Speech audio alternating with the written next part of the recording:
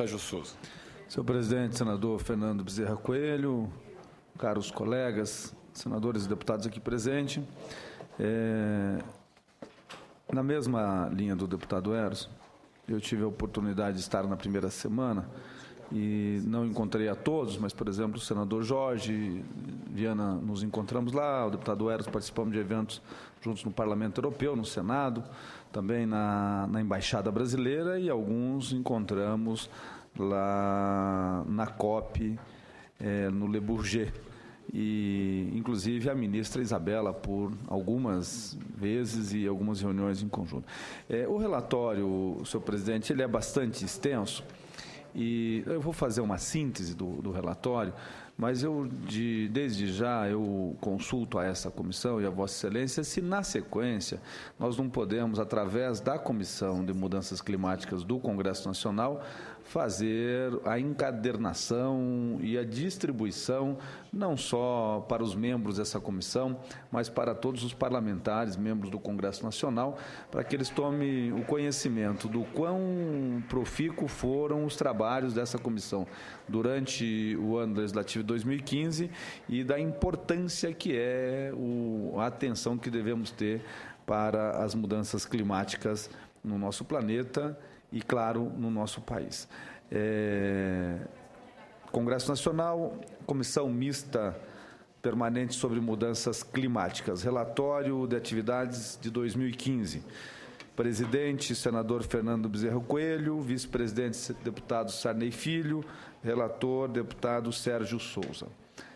Membros dessa comissão, como titulares, senadores Otto Alencar, Sandra Braga, Roberto Rocha, Jorge Viana, Donizete Nogueira, Cristóvão Buarque, Gladson Cameli, Flecha Ribeiro, Maria do Carmo Alves, Fernando Bezerra Coelho, Douglas Sintra. Suplentes, Ivo Cassol, Aloysio Nunes Ferreira, Ronaldo Caiado e Vanessa Graziotti. Deputados, Eros Biondini, Daniel Vilela, Roberto Balestra, Sérgio Souza, Johnny Marcos, Angelim, Leônidas Cristino, Jaime Martins, Leonardo Monteiro, Ricardo Trípoli, Sarney Filho, Giovanni Cherini.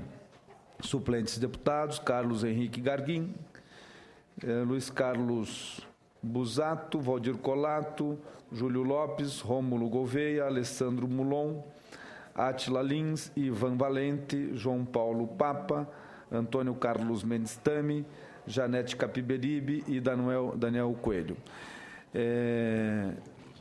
Vamos a alguns minutos, mas eu acho interessante, meu presidente, fazer um breve relato e nos pontos que entendemos ser os principais.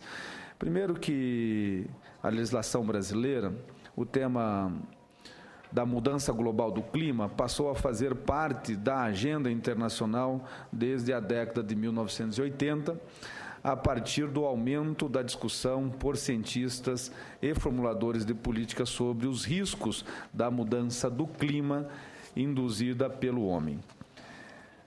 Duas decisões importantes referentes ao tema foram adotadas no plano internacional. Uma delas foi a criação do painel intergovernamental sobre mudança do clima, o IPCC, com o propósito de avaliar as informações científicas, técnicas, socioeconômicas relevantes para compreender os riscos das mudanças climáticas induzidas pelo homem, seus impactos potenciais e as opções para a adaptação e a mitigação. A segunda foi a adoção da Convenção Quadro das Nações Unidas sobre mudança do clima, aberta para assinaturas durante a Conferência das Nações Unidas sobre Meio Ambiente e Desenvolvimento, a chamada Rio 92.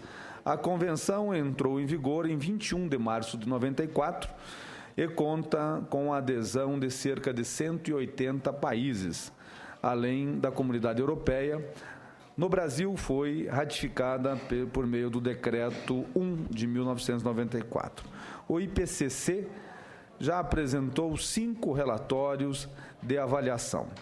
O último, em 2013, reafirma que o aquecimento do sistema climático é inequívoco, com um aumento de 0,78 graus Celsius na temperatura média da superfície terrestre entre os períodos de 1850 a 1900 e 2003-2012. Desde os anos de 1950, foram observadas mudanças que não têm precedentes nas décadas ou milênios. A atmosfera e o oceano se aqueceram. A quantidade de gelo e neve diminuiu, o nível do mar se elevou e as concentrações de gases... Senador Flecha, seja bem-vindo. Concentração de gases de efeito estufa, o GEE, aumentaram. Cada uma das últimas 3 décadas tem sido sucessivamente mais quente na superfície terrestre que qualquer década anterior, desde 1850. No hemisfério norte, no período de 83 a 2012, constitui provavelmente os 30 anos mais quentes dos últimos 1.400 anos. Ainda, conforme o IPCC, a mudança do clima ameaça tanto os sistemas naturais quanto os sociais e econômicos. Entre outros riscos, a mudança do clima pode provocar a extinção da espécie e afetar a disponibilidade de água, a produção agrícola e a saúde humana, elevando o nível de subnutrição e de mortes, doenças e ferimentos devido a eventos climáticos extremos e ao recrudescimento de vetores e de doenças infecciosas. Passando por essa primeira parte, onde nós entendemos a importância, fazemos uma introdução da importância de observarmos, senadora Vanessa Graziotin, o clima como segurança de sobrevida do planeta, tanto da fauna quanto também da flora. Nós passamos a um segundo ponto, que é a mudança do clima e a construção de um novo acordo global. É certo que a Terra tem passado, ao longo de toda a sua história geológica, por enormes variações climáticas. No entanto, há evidências científicas cada vez mais fortes de que as mudanças mais recentes não são verificadas, não são variações naturais, mas estão relacionadas com o aumento da temperatura da Terra, o aquecimento global causado por atividades antrópicas, em especial pelo consumo de combustíveis fósseis, como o carvão mineral, o petróleo e o gás natural, assim como pelos desmatamentos e queimadas. O quinto relatório, apresentado pelo painel intergovernamental sobre mudança do clima, reafirma que o aquecimento do sistema climático é inequívoco e desde os anos de 1950, muitas das mudanças observadas não têm precedentes em milênios anteriores, em décadas milênios. A atmosfera e o oceano aqueceram, a quantidade do gelo diminuiu e assim por diante. As emissões continuadas no GEE causaram mais aquecimento e alterações em todos os componentes do sistema climático, aumentando a probabilidade de impactos severos, invasivos e irreversíveis para as pessoas e para os ecossistemas. O aquecimento global continuará para a parte da biodiversidade, acelerando a taxa de extinção de espécies. Calcula-se que 16% das espécies animais estará ameaçada devido aos efeitos do aquecimento global, caso as emissões de gases de efeito estufa continuem no ritmo atual. Isso foi o relatado pela Convenção de Durban em 2015. E é importante falar um pouquinho sobre o nosso plano de trabalho e que na construção do novo acordo, agora em 2020, no âmbito da UNFCCC, estão em andamento negociações de um novo acordo sobre a convenção a serem finalizadas em 2015, para entrada em vigor em 2020. Essas negociações ofereceram a oportunidade para inaugurar uma nova fase do regime internacional de mudança do clima, marcada por maior ambição por combater o problema em escala global. Para isso, é fundamental que todos os países contribuam para o objetivo comum. E aqui quero fazer uma referência da importância da Convenção de Paris, onde mais de 150 chefes de estados estiveram presentes, inclusive China e Japão passarão a ser signatários desse novo protocolo. Esses dois países, eles são responsáveis por quase a metade da poluição global ou da emissão de gases. Vejam a importância deste evento de país. E esses dois países não eram signatários do protocolo de Quioto, por consequência, não tinham compromissos obrigatórios.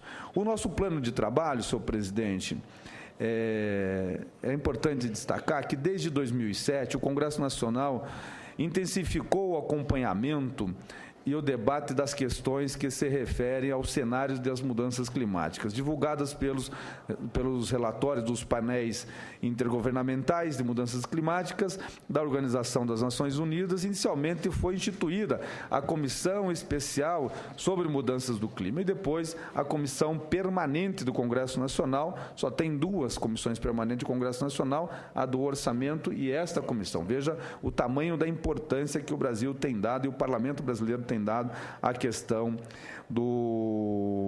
das mudanças climáticas.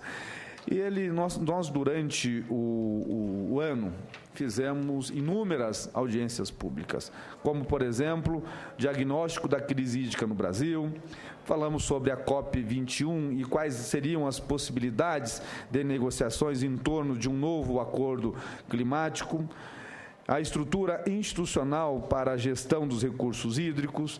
Também falamos sobre audiências públicas sobre co-benefícios da mitigação das mudanças climáticas para a saúde pública e o painel do setor sucroenergético neste processo. E aqui é importante dizer que o Brasil tem uma grande oportunidade de ser, mais uma vez, protagonista nessa questão, senhor presidente, da mitigação, da redução dos efeitos de mudança climática através da energia renovável. Já fez isso em dois momentos históricos, que é na sua base elétrica, a grande maioria ser hidroeletricidade, uma energia limpa, e na sua base de combustíveis através do etanol. Podemos ampliar isso enormemente para a biomassa, sabemos dos parques eólicos e sabemos também do nosso potencial de energia através de fotovoltaica, energia solar. Fizemos um painel sobre desertificação, outro sobre implementações econômicas sociais, os cenários de mitigação através de gases de efeito estufa até 2030. Falamos aqui também da encíclica papal do Papa Francisco sobre o clima. Falamos sobre a proposta brasileira a ser apresentada na COP21, isso lá no mês 10, no começo de outubro, bem antes da convenção. Tivemos audiências públicas, várias delas para tratar sobre a crise hídrica do São Francisco, e aqui, mais uma vez, quero parabenizar o senador Fernando Bezerra pela insistência de fazer com que o Brasil todo entenda o problema hídrico do Nordeste, entenda a importância da transposição do São Francisco e a importância da água para dezenas de milhões de brasileiros. Falamos também sobre as matrizes energéticas brasileiras e a sua sustentação sobre os efeitos do clima, soluções emergenciais para o colapso hídrico da região do Vale de São Francisco, e não foi diferente também para a região de São Paulo e Rio de Janeiro, da crise hídrica vivida no início desse ano pelo município e pelo estado de São Paulo. Tivemos outras tantas reuniões importantes nesta comissão. E para concluir a nossa exposição, senhor presidente, lógico, de maneira bem sucinta, o relatório tem quase 200 de páginas, muito bem elaborado, e eu gostaria aqui de concluir fazendo uma referência à consultoria, à assessoria dessa comissão. Pessoas de extrema competência, uma delas, inclusive, com toda a vontade de entender essa questão do clima, se fez presente na COP21 por suas escusas próprias, porque não teve autorizado pelo Senado, pela Câmara, pelo Congresso, os seus gastos, mas fez questão e com autorização do presidente de se ausentar da casa por esses períodos, se fez e nos ajuda muito na elaboração do relatório. Então, as nossas conclusões, deixando a parte do relatório das atividades que estivemos na COP21, que farão parte em anexo ao nosso relatório, nós fazemos a conclusão no seguinte sentido: a participação dos membros da Comissão de Mudanças Climáticas na COP21 resulta de um comprometimento em assegurar consistência na legislação nacional sobre mudanças climáticas. É muito importante a participação dos membros, porque nós acabamos assistindo e vendo o que os outros países estão fazendo, e nós vemos outras soluções e também levamos as nossas experiências para que o mundo perceba o que o Brasil está fazendo. A Convenção do Clima foi muito profícua para os membros dessa comissão e para o Parlamento brasileiro, na oportunidade de debater, de conscientizar os parlamentares a respeito da importância desse tema e em um contexto de transição para uma economia de baixo carbono, bem como assegurar a implementação do INDC Brasil. Além disso, há um comprometimento em acompanhar e agilizar a tramitação e enfatizar a importância da aprovação de projetos de lei na Câmara dos Deputados, de autoria de vários deputados, aqui no Senado Federal, um deles, inclusive, de autoria do senador Jorge Viana, e outros tantos. Fizemos constar aqui do relatório dezenas e dezenas de projetos de leis que tramitam no Congresso Nacional, que dizem respeito ao nosso tema, que é de mudanças climáticas. Ainda, a participação dos parlamentares na COP corroborou a opção da Comissão de Mudanças Climáticas do Congresso Nacional focar os seus debates no sentido de privilegiar a ampliação das energias renováveis na nossa matriz energética, principalmente a eólica, a solar e a de biomassa. Eis que a transição de uma matriz energética baseada em combustíveis fósseis ou no carvão para uma matriz limpa, demandas políticas públicas, incentivos, legislação e investimentos. E para concluir definitivamente, senhor presidente, é só fazer uma seguinte referência. Todos nós estamos assistindo no Brasil, principalmente, senador Jorge Viana, aqueles que vivem na região sul, os intempéries climáticos dos últimos meses. No sul, há cerca de 60 a 70 dias, chove sem parar. Tempestades, chegando ao caso de vendavais, de tornados, como assolou uma das cidades do Paraná, no meu estado, a cidade de Marechal Cândido Rondon, nunca visto. Isso é o efeito do encontro das massas de ar quente que vem do aquecimento do Pacífico, que o fenômeno El Niño, conhecido por muitos e falados por muitos, e o encontro das massas polares que se dão inicialmente em cima da região sul e vem subindo e já está no centro-oeste também tendo alguns temporais. Então, é fato, as mudanças climáticas é fato. Não podemos viver achando que não vamos, durante a nossa vida aqui perante o planeta Terra, perante Deus, nós não veremos desastres no Brasil, que é um país abençoado por Deus. É sim um país abençoado por Deus, mas já estamos vendo e muitos desastres naturais que são ocasionados pelo efeito da mudança do clima, do aquecimento global. Então, o relatório de forma sucinta é isso, e agradecendo mais uma vez a colaboração da consultoria e a todos os membros dessa comissão.